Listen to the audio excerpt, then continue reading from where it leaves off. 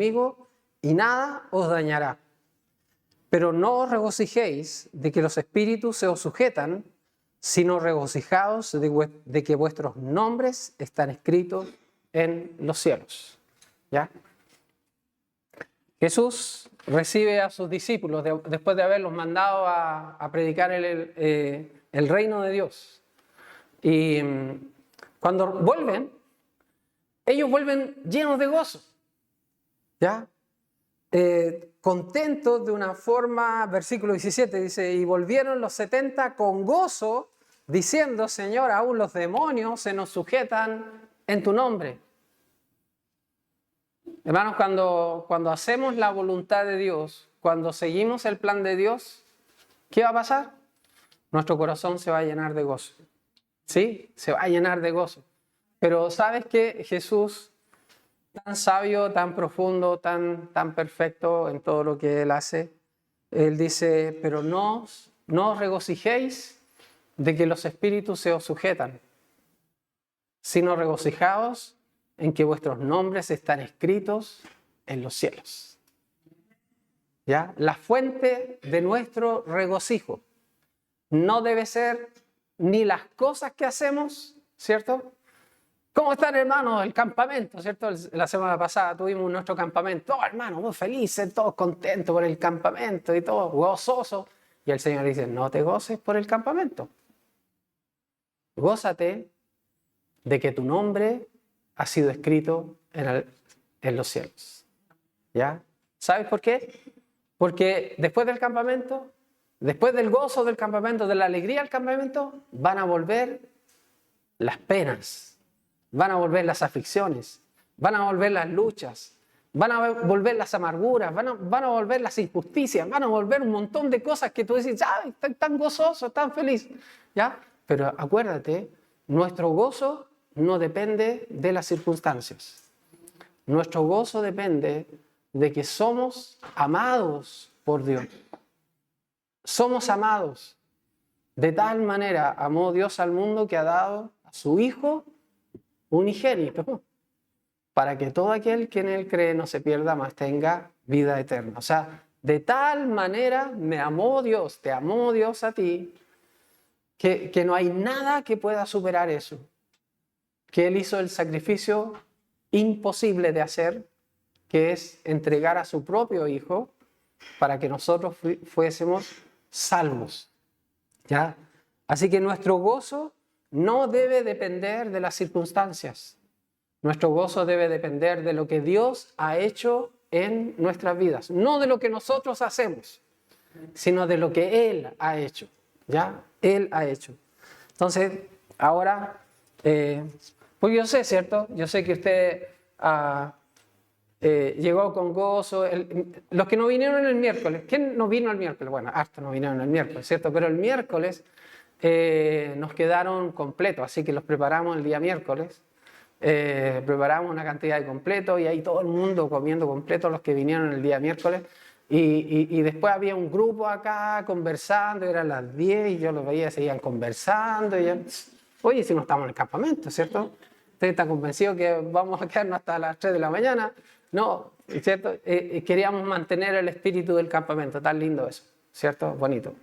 Entonces, después de esos tiempos de gozo, de compartir, de conversar, de trabajar, de escuchar la enseñanza, de meditar en lo que dice la Biblia, de orar juntos, tantas cosas, también van a venir dificultades, también van a venir problemas, también van a ocurrir injusticias, van a ocurrir un montón de cosas que nos van a doler, cosas que nos van a hacer sufrir.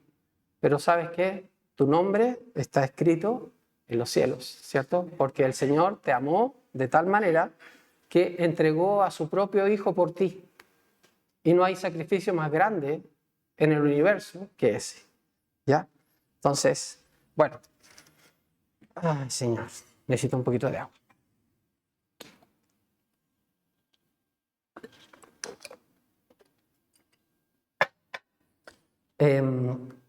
Lucas, capítulo 10, versículo 1. Dice, después de estas cosas, Designó el Señor también a otros 70, a quienes envió de dos en dos delante de él a toda ciudad y lugar donde él había de ir. Ya, ahí vamos a comenzar. Padre Santo, Dios Todopoderoso, te doy muchísimas gracias porque tú nos has reunido, Señor, esta mañana. Te doy gracias, Dios, porque tú moviste, Señor, nuestros corazones, Señor, moviste las voluntades, los tiempos, Señor, y diste las circunstancias, Señor, para que estemos acá. Con el propósito, Señor, de alabarte, primeramente exaltar tu nombre. Tu palabra dice que debemos entrar por tus atrios con acción de gracias, Señor.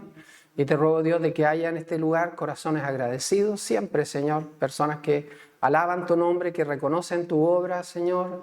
De que saben, Dios, de que nunca están solos, de que tú, Señor, estás sosteniendo sus vidas, estás trabajando en sus mentes, sus corazones para transformarlos, Señor, para convertirlos en aquellos, Señor, que tú te propusiste en tu corazón que fueran hombres y mujeres semejantes a tu Hijo Jesucristo.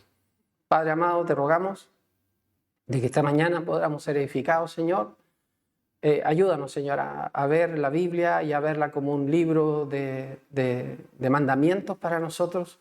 No mandamientos gravosos, Señor, no mandamientos pesados, sino por el contrario, la forma, Señor, en que podemos alegrar tu corazón.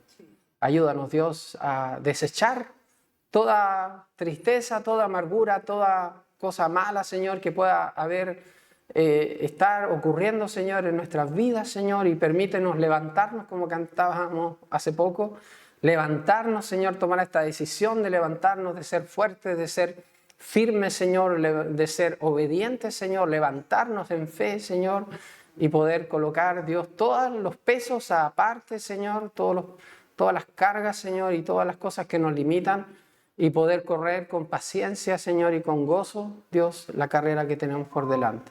Dios, te rogamos que nos ayudes, Señor, porque todos somos limitados, Señor. Todos tenemos grandes limitaciones, tenemos grandes luchas, Padre, pero tú eres infinitamente poderoso, Señor, y tú puedes hacer que superemos cosas que para nosotros son imposibles.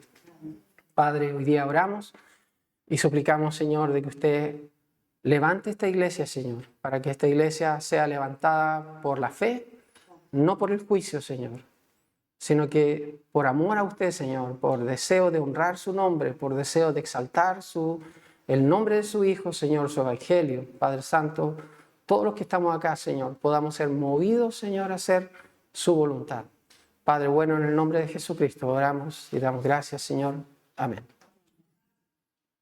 Bueno, después de estas cosas, dice la palabra del Señor, versículo 1, designó el Señor también a otros 70. ¿Ah?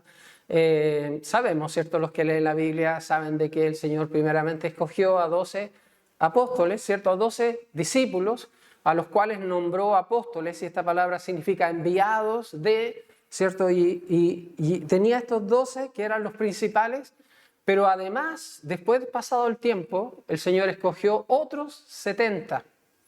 Otros 70. Había una multitud de gente que seguía al Señor Jesucristo, usted sabe, ¿cierto? Cuando el Señor alimentó a los 4.000 o cuando el Señor alimentó a los 5.000, hay nota de que hay una multitud de gente que está siguiendo continuamente a Jesús, escuchando sus enseñanzas. Sin embargo, son pocos los que están respondiendo al llamado. ¿Ya? Primeramente Jesús miró a esa multitud y dijo, tú sígueme, tú ven, sígueme. No le dijo a todo el mundo, ¿cierto? Sino que Él mira la disposición del corazón, Él mira la actitud, no mira las capacidades, no mira el talento, no mira el conocimiento, Él mira tu corazón. Y la Biblia dice de que lo que has oído de mí ante muchos testigos, esto encarga a hombres fieles que sean también idóneos, para enseñar también a otros. ¿Ya? Hombres fieles, no hombres talentosos, no hombres capacitados, sino que hombres fieles. ¿Ya? Eso es lo que, si usted es un hombre o una mujer fiel a Dios, el Señor puede usarla.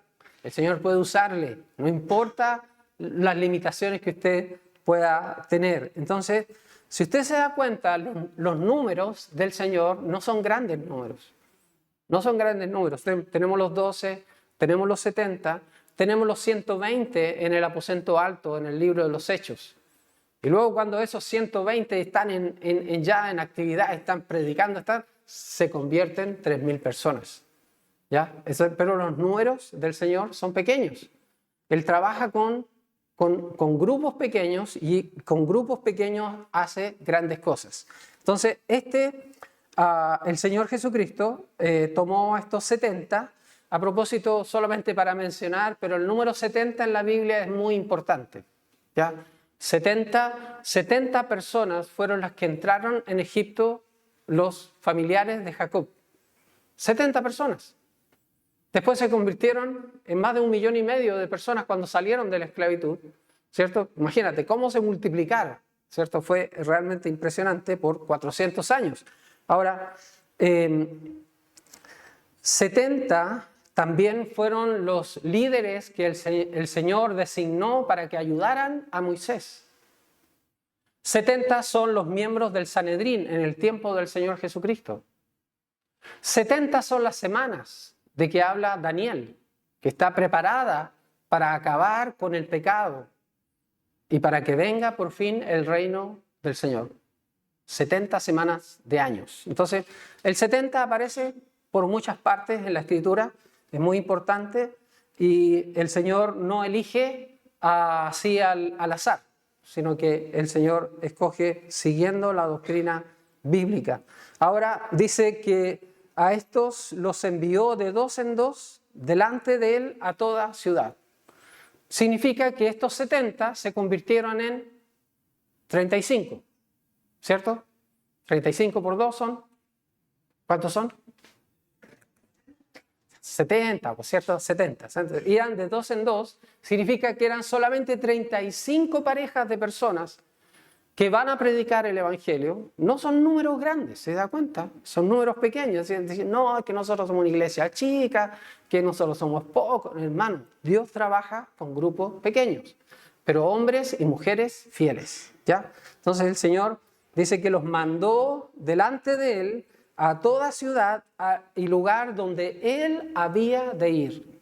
¿Entiendes? Entonces nosotros tenemos una tremenda responsabilidad de ir a preparar el lugar para que el Señor llegue. Y sabes que el lugar donde el Señor nos está enviando puede ser tu propia casa, tu familia, ¿cierto? ¿Has pensado en la familia a tu alrededor? ¿Son personas salvas, sí o no?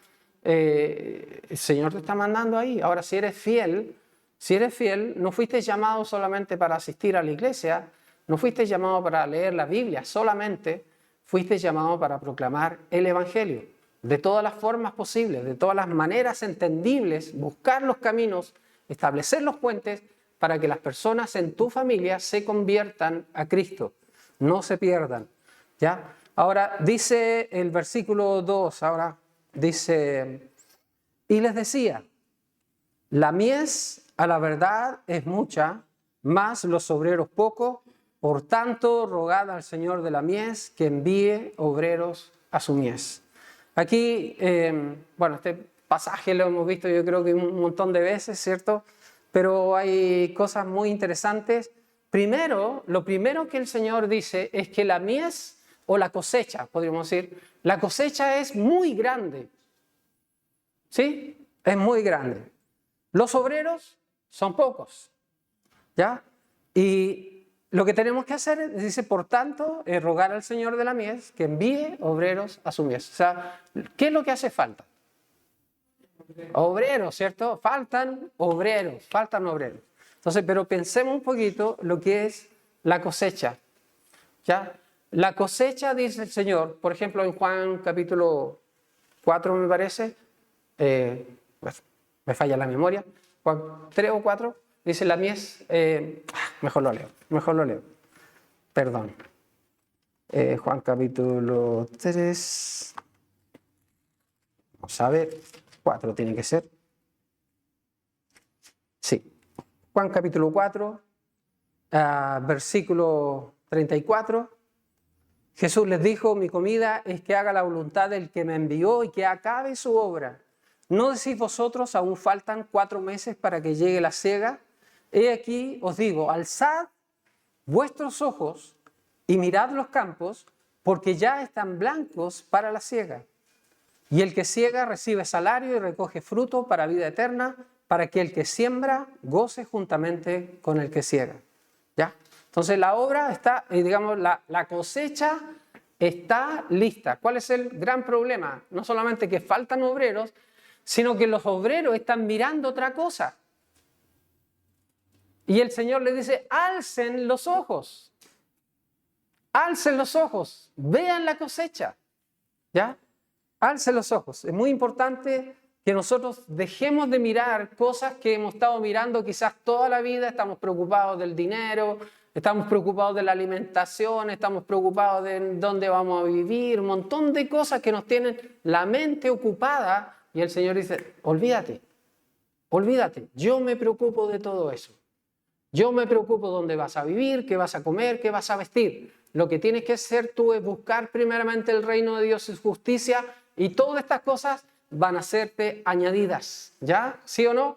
Así es, ¿cierto? Entonces levanta los ojos, deja de mirar esas cosas que te preocupan, que hoy día te llenan la mente. Déjate de eso, mira la cosecha. Mira la cosecha, hermano. Y ¿sabes qué? Lo interesante en las cosechas. Usted va a la feria, ¿cierto? O al mercado, los que tienen más plata van ahí a la Vega Central, no sé.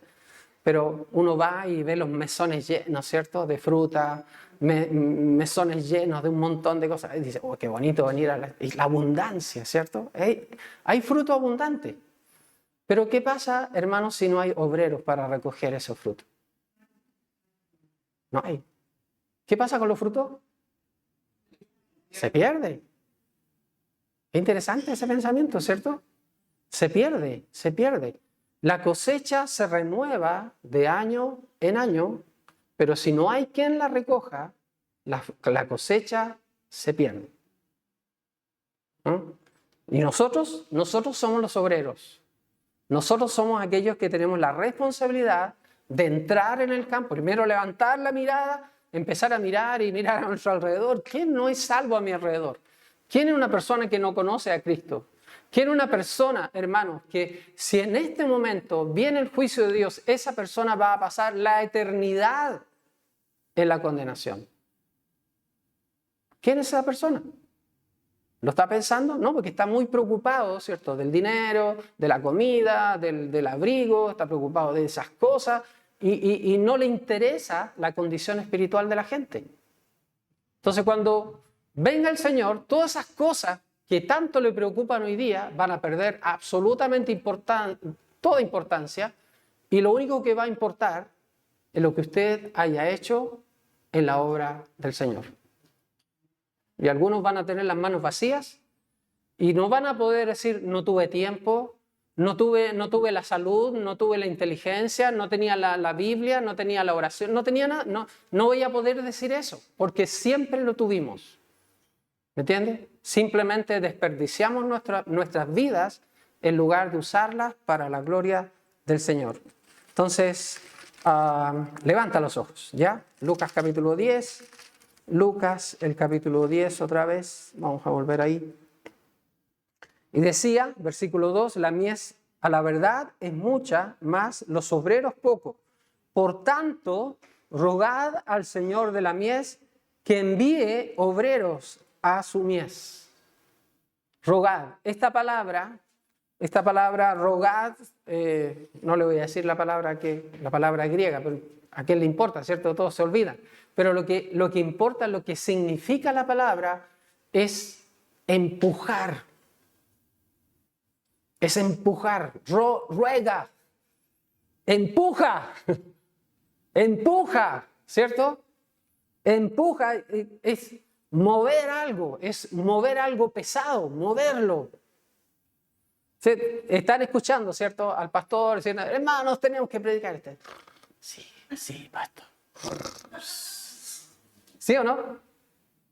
Sí, pastor, tenemos que ir, pastor. Sí, pastor. Porque cuesta tanto. ¿Por qué cuesta tanto que los creyentes entremos en la obra? ¿Por qué cuesta tanto? Porque nuestra carne nos gana. Y nuestra carne se opone a la voluntad de Dios. Nuestra carne se aburre con las cosas de Dios. Nuestra carne aborrece la voluntad de Dios. Y el Señor dijo, yo tengo una comida más que ustedes no conocen, que es hacer la voluntad de mi Padre. Entonces yo me alimento de eso. Tengo que alimentarme de hacer la voluntad de Dios. Por lo tanto, tenemos que rogar al Señor. ¿Me entiende? A veces nosotros decimos, estamos rogando tanto por esto. ¿Usted ha dicho eso? ¿Ha pensado eso? He rogado tanto. ¿Realmente ha rogado tanto? ¿Realmente pasa todos los días orando por esta situación? ¿Todos los días? ¿Todos los días a cada rato? No. Eso sería rogar harto. Pero no rogar un día domingo, un día miércoles, otro día domingo, cada cuántos días, ¿cierto? Sino que rogar continuamente. Y a eso tenemos que tener la imagen de que estamos empujando algo que no se puede mover de otra forma que no sea por la gracia de Dios. Y por esa razón nuestra oración debiera ser justamente esa. Señor, alza nuestros ojos. Señor, levanta nuestras manos, Señor, que seamos capaces de entrar en el campo a cortar, a recoger el fruto, porque la mies es mucha y los obreros son pocos. ¿Ya? Así que tenemos que orar, rogar al Señor de la mies, que obviamente es nuestro Dios, nuestro Padre, ¿cierto? Rogarle al Señor que envíe más obreros a su mies. Una de las cosas que te vas a dar cuenta, que tú cuando comienzas a orar por algo, cuando tú empiezas a rogar, Señor, envía obreros, el Señor te va a despertar tu mente y decir, yo te envío a ti. Yo te envío a ti. Y tú vas a decir, heme aquí, Señor, envíame a mí. Heme aquí, Señor, aquí estoy, Señor, dispuesto. Veo la necesidad, veo que somos tan flojos. Veo, Señor, que somos tan corruptos, Señor. Ayúdanos, Señor, cámbianos, transfórmanos, para que realmente podamos servirte de todo corazón. Versículo 3 dice, id. Dos cosas. Primero es rogar. Y segundo lugar, ir. ¿Cierto? Id. He aquí yo os envío como corderos en medio de lobos. Hermanos, tenemos una tarea que es bien complicada. Es una tarea donde incluso nuestras propias vidas están involucradas. Si nosotros vamos a entrar en el ministerio, podemos sufrir. Podemos pasar por situaciones difíciles, dolorosas. Lo hemos pasado en el pasado. Nosotros hemos vivido situaciones tan dolorosas que a veces nos cuesta volver a levantarnos. ¿No le parece? ¿Cierto? Los que conocen la historia de esta iglesia saben que así es. Entonces, uno va a luchar, va a entrar al campo y uno debe estar dispuesto a pagar el precio. Versículo 4 dice, no llevéis bolsa, ni alforja, ni calzado, ni a nadie saludéis por el camino. Y esto significa de que nosotros no debemos estar preocupados por los recursos materiales. El Señor va a proveerlos. No lleves bolsa, no lleves alforja, ni calzado. Todo te lo va a proveer Dios en el camino. ¿Entiendes? Pablo dice, por todo he sido enseñado. Por tener abundancia, sé tener abundancia y sé pasar necesidad. Por todo he sido enseñado. Entonces nosotros necesitamos aprender eso. Dice, versículo 5, en cualquier casa donde entréis, primeramente decid, pase a esta casa, y si hubiera allí algún hijo de paz, vuestra paz reposará sobre él, y si no, se volverá a vosotros. Posad en aquella misma casa, comiendo y bebiendo lo que os den, porque el obrero es digno de su salario. No os paséis de casa en casa. ¿Ya? Entonces, primero, nuestro salario. Nuestro salario es lo que recibamos. La comida, suficiente. ¿Cierto? Yo sé que usted en su mente tiene planes, ¿cierto? Dice, no, es que yo quiero una casa más linda, yo quiero tener un auto más bonito, o sea, no sé.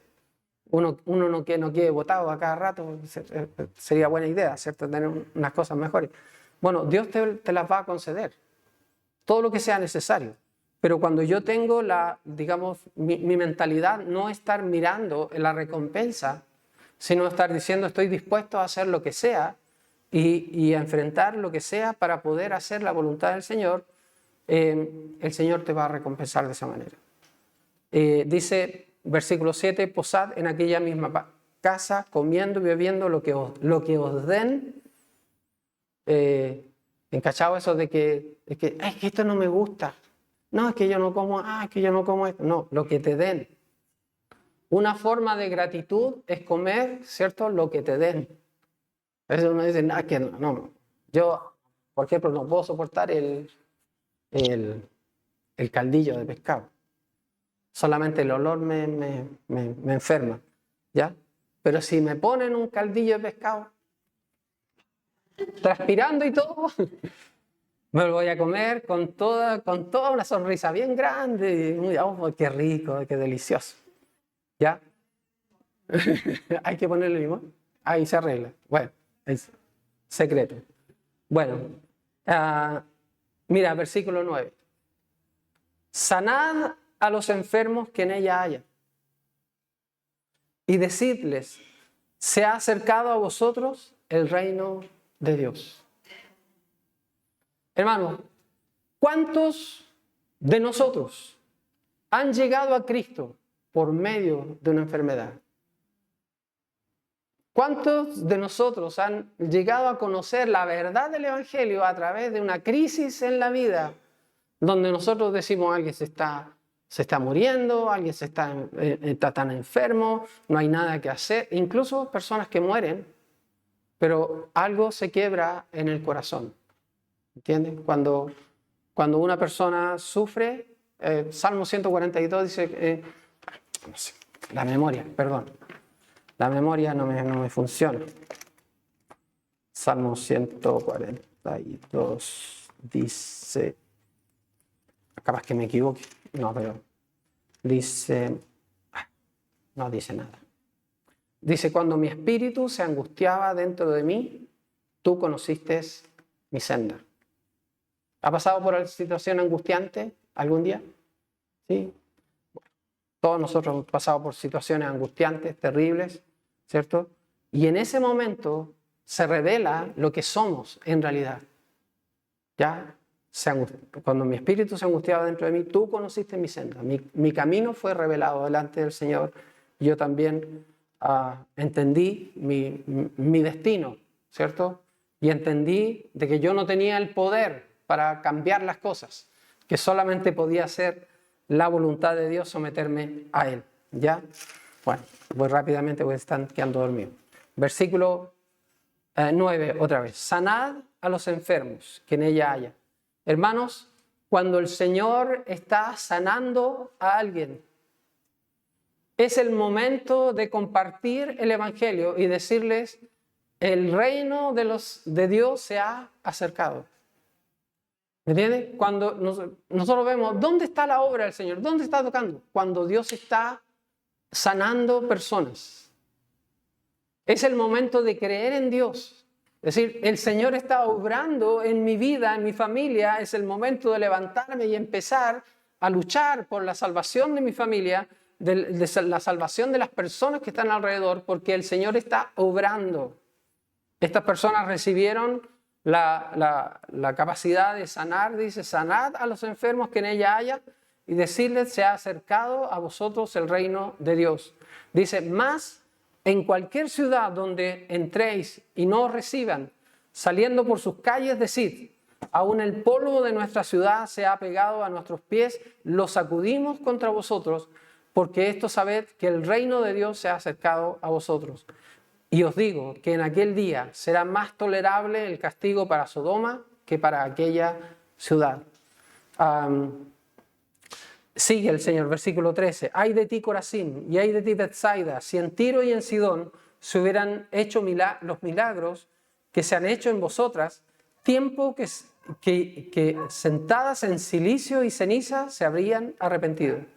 Por tanto, en el juicio será más tolerable el castigo para Tiro y Sidón que para vosotros. Y tú, Capernaum, que hasta los cielos eres levantada, hasta el Hades eres abatida, y el que a vosotros oye, a mí me oye, y el que a vosotros desecha, a mí me desecha. y el que me desecha a mí, desecha al que me envió. O sea, ahora el Señor cambia la perspectiva de su discurso a estos 70 y les dice, bueno, si les va bien, prediquen el Evangelio. Si los rechazan, sacudan incluso el polvo de sus pies y digan que el castigo para Sodoma, imagínense, nosotros conocemos el castigo para Sodoma, le cayó fuego del cielo, será más tolerable que el castigo que van a recibir, porque están rechazando el único camino de salvación, que es Jesucristo. Y dice una cosa muy, muy interesante, bueno, varias cosas, pero no quiero quedarme en eso. Pero dice, versículo 14, por tanto, en el juicio será más tolerable el castigo para Tiro y Sidón que para vosotras. Y tú, Capernaum, que hasta los cielos eres levantada, hasta el Hades serás abatida. ¿Por qué razón el Señor menciona a Capernaum? Por ejemplo, menciona en el versículo 13 a Corazín. Y Corazín no se menciona en ninguna otra parte de la Biblia donde el Señor estuviera haciendo milagros, ¿ya? ¿Por qué Capernaum? ¿Alguien sabe? Capernaum. El Señor vivía en Capernaum.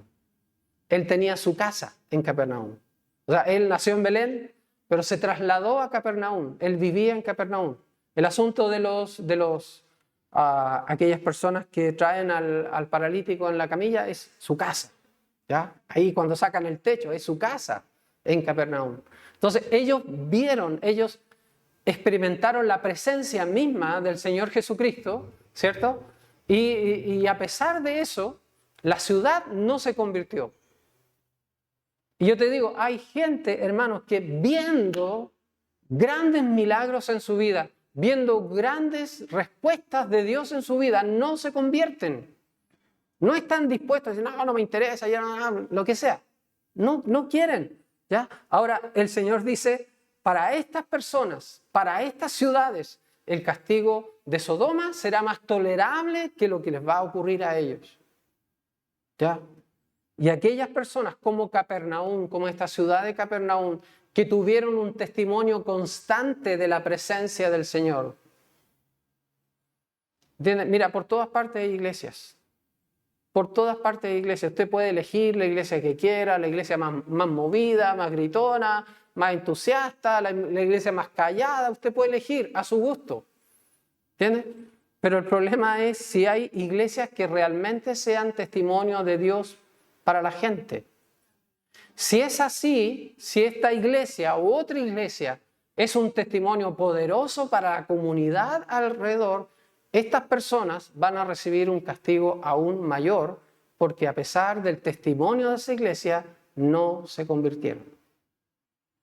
¿Ya? Y luego dice el versículo 16, para librarnos a nosotros de la frustración, dice, el que a vosotros oye, a mí me oye. ¿Cierto? Cuando yo testifico a alguien, por mucha sabiduría, por muchas palabras que yo pueda dar, en realidad a mí no me están escuchando al Señor. ¿Ya? Pero también el que a vosotros desecha, a mí me desecha. Y el que me desecha a mí, desecha al que me envió. O sea, ese es el Señor. Dice, versículo 17, hasta este punto fueron las instrucciones. Y ahora hay un paréntesis, ¿cierto? Hay un paréntesis. En delante le mencionaba la ciudad de Corazín, que no está mencionada en otro lugar de la Biblia, fuera del testimonio del Señor, ¿cierto? Porque hay cosas que la Biblia no nos cuenta. ¿Entiendes? La palabra de Dios dice, por ejemplo, en Juan capítulo 21, versículo 25, en el Evangelio de Juan capítulo 21, el versículo 25, dice el apóstol Juan, y hay también otras muchas cosas que hizo Jesús, las cuales que si se escribieran una por una, pienso que ni aún en el mundo cabrían los libros que se habrían de escribir. ¿Entiendes? Hay tantas cosas. ¿Sabes? Juan solamente relata 7 milagros, el Evangelio de Juan. 7 milagros, nada más. Porque estos 7 milagros ilustran la salvación. Y su propósito, según capítulo 20, versículo 30, dice, Juan 20, 30 dice, hizo además Jesús muchas otras señales en presencia de sus discípulos, las cuales no están escritas en este libro. No están escritas. No las relatan, no las cuentan. Pero estas se han escrito para que creáis que Jesús es el Cristo, el Hijo de Dios, y para que creyendo tengáis vida en su nombre. Entonces, lo que nosotros tenemos en la Biblia no es una autobiografía, no es una historia detallada punto por punto, sino que son eventos escogidos con un propósito. Cada evento que el Señor ha puesto en su palabra tiene un propósito, tiene una dimensión, ¿me entiendes? Hay muchas cosas más que el Señor podría haber contado, pero que no las cuenta, porque no tienen la relevancia, la importancia para sus propósitos. Entonces, cuando volvemos a Lucas capítulo 10, nos damos cuenta que en versículo 17 el Señor está dando las instrucciones, y en versículo 17 dice, volvieron los 70 con gozo. O sea, ¿cuánto tiempo fueron? 1 mes, 2 meses, 3 meses, 4 meses, no sabemos cuánto tiempo. Simplemente nos está contando ahora ya el regreso de los 70. Y volvieron los 70 con gozo, diciendo, Señor, aún los demonios se nos sujetan en tu nombre. A propósito, en las instrucciones el Señor no les dijo echar fuera demonios. No les dio esas instrucciones, pero como ellos obedecieron, los demonios se sujetaban, se sometían a ellos en el nombre de Jesús. ¿Entiendes? Y les dijo, yo veía a Satanás caer del cielo como un rayo. Y uno dice, ¿en qué momento cae? No. ¿Sabes qué? Lo que va a ocurrir en el futuro, me parece que es Apocalipsis capítulo 12, versículo 9. Apocalipsis 12, 9 dice, y fue lanzado fuera el gran dragón, la serpiente antigua, que se llama Diablo y Satanás, el cual engaña al mundo entero, fue arrojado a la tierra y sus ángeles arrojados con él. Apocalipsis capítulo 12, versículo 9, ¿cierto? ¿Qué es lo que está mirando el Señor? Está mirando un evento futuro. ¿Entiendes? Cuando nosotros, al igual que los discípulos, estamos obedeciendo la obra del Señor, estamos obedeciendo el mandato del Señor de ir y predicar el Evangelio, en este caso ellos predicaban el reino de Dios,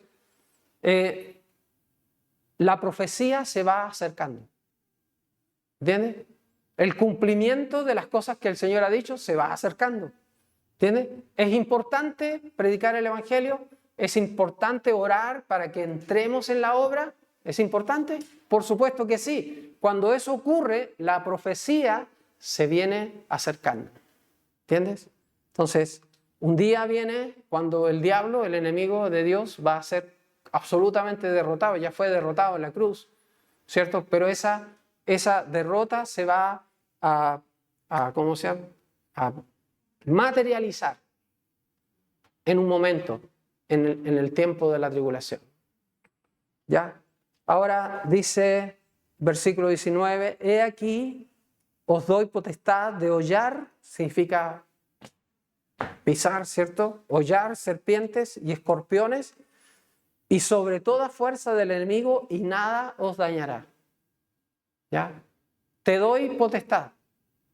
Nosotros tenemos potestad, hemos recibido potestad, el Señor dice en Mateo 28, toda potestad me es dada, por tanto, en el cielo y en la tierra, por tanto, id y haced discípulos a todas las naciones.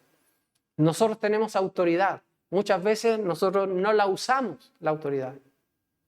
Y la autoridad la recibimos de parte del Señor Jesucristo y la ejercemos cuando nosotros buscamos las promesas de Dios. Señor, tú dijiste que tu deseo es que todas las personas sean salvas y procedan al arrepentimiento. Señor, estamos orando en el nombre de tu Hijo para que estas personas se salven.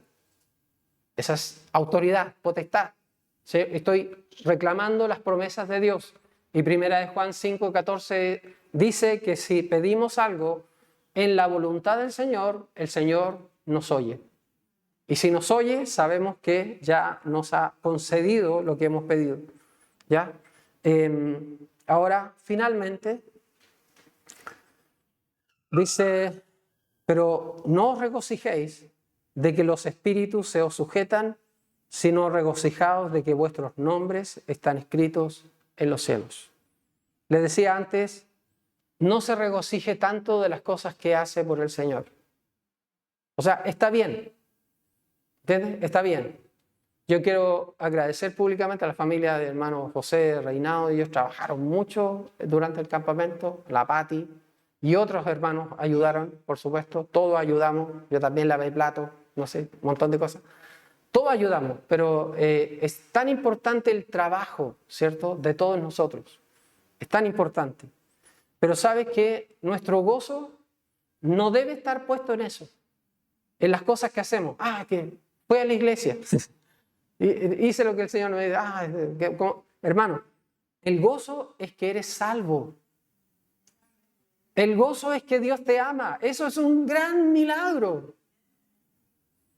Hermano, yo soy la peor persona del mundo. Pablo dijo, yo soy el primero de los pecadores. Pablo era muy sincero en su expresión. Era blasfemo, era perseguidor de la iglesia. Y dice, fui recibido a misericordia. Eso es un gran milagro. Es un gran milagro. El hecho de que Dios me ame a mí, que Dios te ame a ti, a pesar de cómo somos, es un gran milagro. ¿Me entiendes? Entonces nuestro gozo no debe estar enfocado en, que hice esto y que hice lo otro. Mire lo que hice. No, el gozo está puesto lo que Dios ha hecho por nosotros. ¿Me entiendes? Lo que Él ha hecho por nosotros. Y ese gozo, nada te lo puede quitar. ¿Me entiendes? Entonces, pase lo que pase, situaciones difíciles, aflicciones, injusticia, todo lo que es, lo podemos superar porque nuestro gozo no está puesto en las cosas alrededor, las situaciones. Está puesto en el hecho de que somos hijos de Dios. Y que pase lo que pase en esta vida, nada nos puede separar del amor de Dios. ¿Ya? Vamos a orar. Padre bueno, Dios eterno, te doy muchas gracias porque tenemos delante de nosotros, Señor, una tarea muy grande, muy importante, Señor, que es ir a recoger, Señor, la cosecha que tú has preparado. Hemos entendido, Dios eterno, que la cosecha se renueva, Señor, de año en año. Y si no hay quien la recoja, Señor, ese fruto se va a perder. Dios, despierta nuestros ojos, Señor, despierta nuestra mente, nuestro corazón, para que nos levantemos en fe, en obediencia, Señor, a tu voluntad y podamos, Señor, ir más allá, Padre Santo, comenzando con la familia, Señor, comenzando con aquellos que están cerca, Padre Celestial. A veces tenemos la intención, decimos, no, yo no voy a poder ir a otra ciudad, no voy a poder salir a la calle. No tienes que hacer eso, Señor, ¿cierto? Tú puedes permitir que hablemos a personas que están cerca nuestro, Padre mío, que están abiertos cada día, Señor, que podemos orar por ellos, Padre Santo, encarecidamente cada día, Señor, estar rogando por su salvación, por su transformación, por su crecimiento, Padre, y por su involucramiento también en la obra, Padre Santo. Ayúdanos, Dios, para que no nos quedemos como observadores indiferentes, Padre, viendo cómo el mundo se condena a sí mismo. Señor, levanta nuestro espíritu, Señor, y pon en nosotros el mismo fervor, la misma pasión que había en nuestro Señor Jesucristo. Dios eterno, te rogamos, Padre amado, porque también podamos entender que cuando las personas nos oyen, Señor, están escuchándote a ti, y cuando nos rechazan, están rechazándote a ti, Señor, no a nosotros. Ayúdanos, Señor, a entender, Padre Santo, que esta ofensa es contra tuya, Dios. Y tenemos que levantar tu nombre, Dios. Tenemos que ser dignos, hijos, siervos tuyos, Señor.